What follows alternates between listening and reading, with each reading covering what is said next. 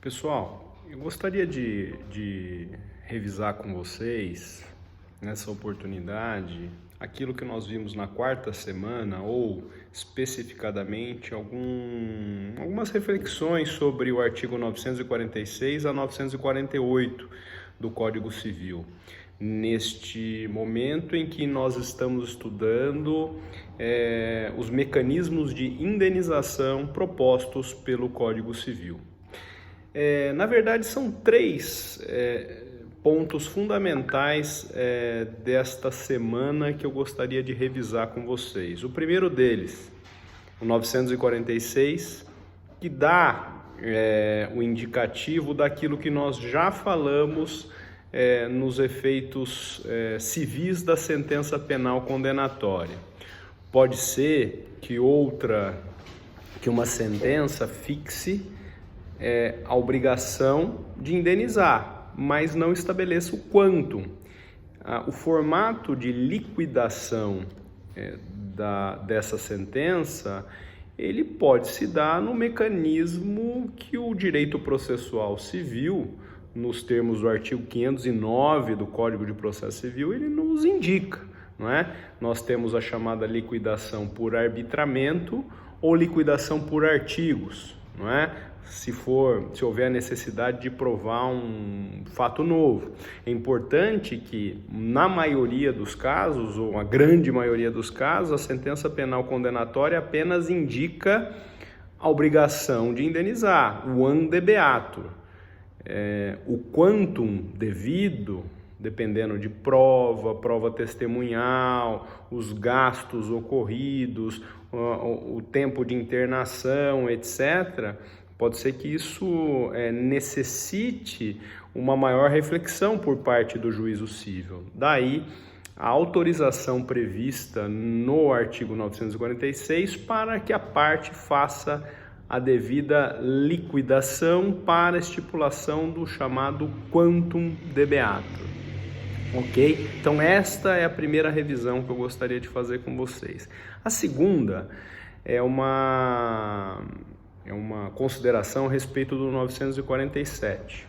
Desde o começo, dos primeiros dias dos nossos encontros, eu tenho falado que a responsabilidade civil, na verdade, representa uma resposta que o ordenamento jurídico brasileiro dá à parte lesada em hipóteses de dano. E essa resposta não necessariamente ocorre através de uma resposta financeira. Muito comum que os alunos confundam indenização com dinheiro ou responsabilidade civil com resposta financeira. E o artigo 947, que é uma tradução daquilo que vocês já viram no direito das obrigações, que ninguém é obrigado a receber coisa diversa, ainda que mais valiosa, o artigo 947 dá a preferência sempre à satisfação in natura da parte lesada, ou, melhor dizendo, o artigo 947, ele prescreve que o ordenamento jurídico dará preferência sempre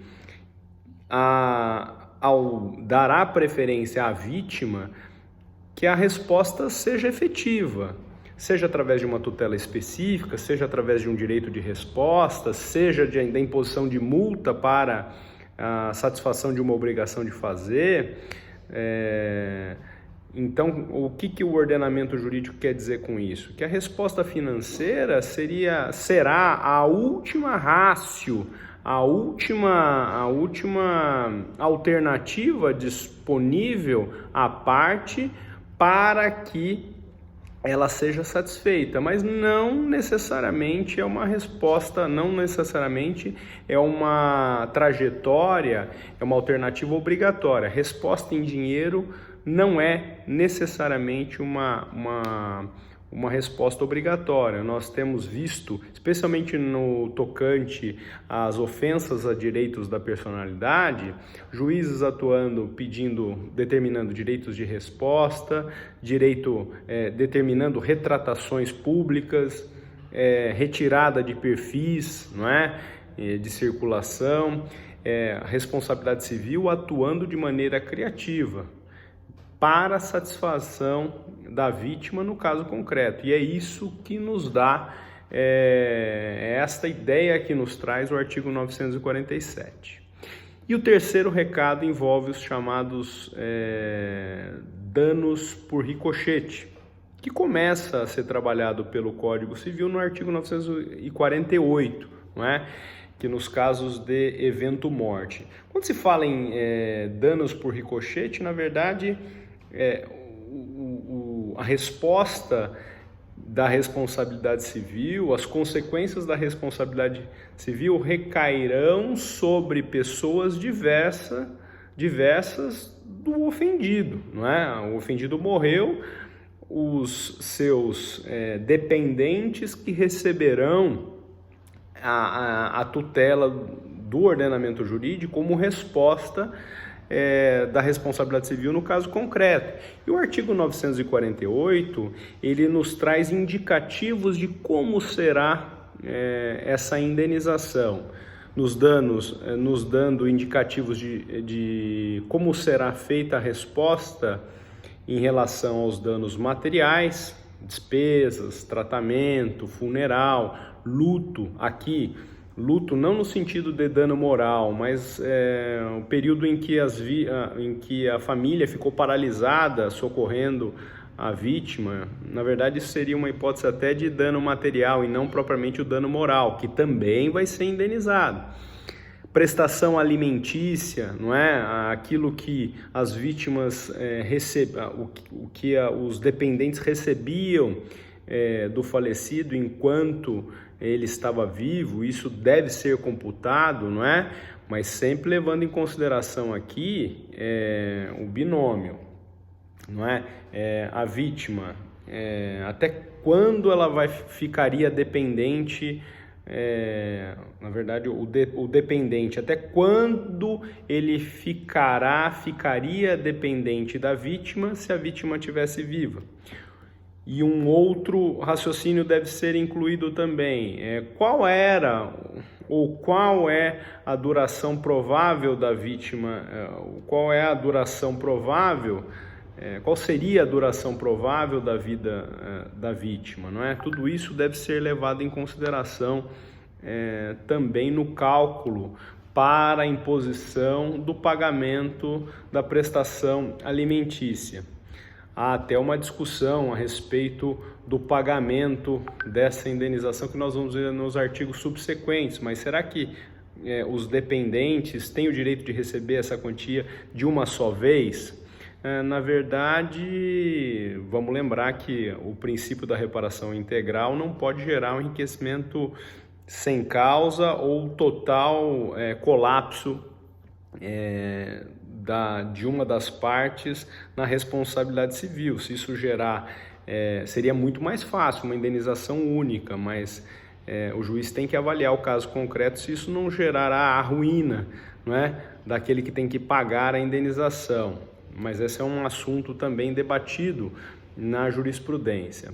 Mas vejam, para a fixação dos alimentos, aqui alimentos não do direito de família, mas os alimentos decorrentes da responsabilidade civil. A verba necessária e paga, não é? Pela vítima aos dependentes enquanto vivo, isso é indenizável? É indenizável, mas por quanto tempo? Tem que se avaliar os dependentes. Até quando eles ficariam dependentes? Segundo a posição do Superior Tribunal de Justiça, até concluir a universidade, não é? Eles estariam emancipados até 18 anos. Não é? Hoje, o STJ entende que essa dependência ela ocorre em tese até a conclusão no nível universitário. E qual é o tempo provável de vida da vítima? Nós temos que avaliar quais são os indicativos dos órgãos oficiais do IBGE, qual que é a expectativa de vida do brasileiro nos dias de hoje, 60, 62 anos. Tudo isso também tem que ser levado em consideração para a fixação da indenização. Agora, vejam só, quem são os dependentes, não é? Quem são os dependentes para fins do recebimento dos danos por ricochete? Os dependentes são os membros da família, são, em tese, os herdeiros necessários, são solidários, inclusive, no recebimento dessa quantia, não é? E terceiros, aqueles que não têm ainda relação familiar, mas têm apenas uma relação afetiva com as chamadas vítimas, não é?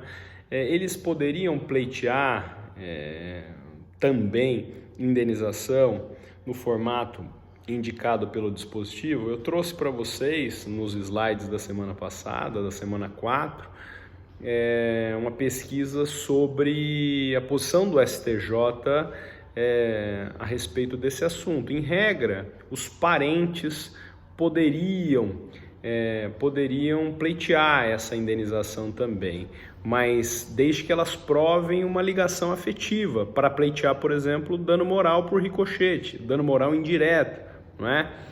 Ao mesmo tempo, o STJ, em alguns precedentes, tem restringido o pedido da noiva que perde o noivo por um acidente. Numa decisão do STJ, não basta alegar que era noiva, mas tem que mostrar que ela tinha essa ligação afetiva, não pode se presumir que isso aconteceu.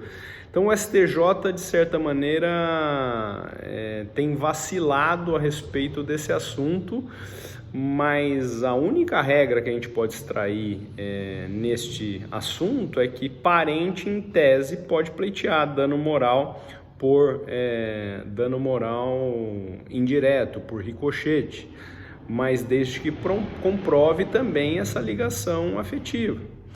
Tem uma situação julgada pela STJ, pelo ministro Salomão, que envolveu, falar, tudo bem, eu sofri dano moral pela perda de um ente querido, o meu filho faleceu, mas ele tinha família. Eu também posso pleitear a perda, não é? O dano moral pela perda de um filho, que morava comigo no caso, né, que foi julgado. O STJ admitiu que isso seria possível. Um filho com família própria também poderia, o ascendente que perde um filho que tem uma família própria, também poderia pleitear indenização por dano moral por conta deste acidente. Ou seja, a legitimidade para pleitear dano moral nesses casos é bem controverso, é bem curioso. No STJ vale a pena essa leitura apenas como uma reflexão final para o estudo de vocês. Eu volto, obviamente, na sequência do código, num próximo vídeo, mas são esses 3 destaques que eu gostaria de trazer para vocês, ok? Bons estudos, espero que vocês estejam bem nesse período excepcionalíssimo da nossa vida acadêmica, não é? Da nossa vida em geral, e qualquer dúvida, por favor, entre em contato, ok?